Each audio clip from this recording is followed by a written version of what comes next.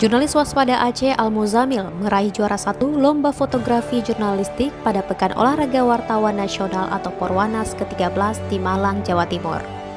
Keberhasilan Al-Muzamil meraih emas untuk kontingen Aceh diumumkan oleh Dewan Juri Cabang Fotografi yang diumumkan pada Jumat 25 November 2022. Al-Muzamil menampilkan karya foto berjudul Menjaring Rezeki di Area Konservasi dan Konservasi Mangrove Tingkatkan Perekonomian Warga Desa Tambrakejo, Malang.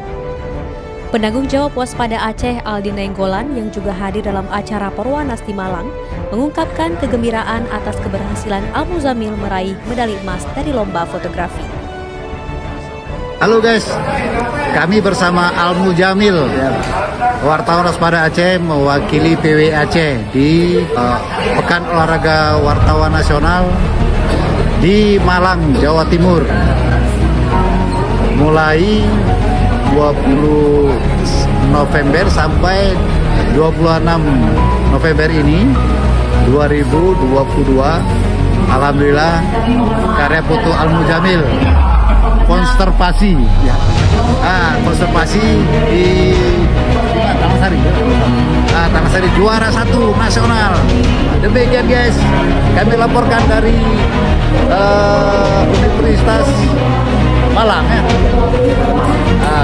Demikian, assalamualaikum. Al-Muzamil.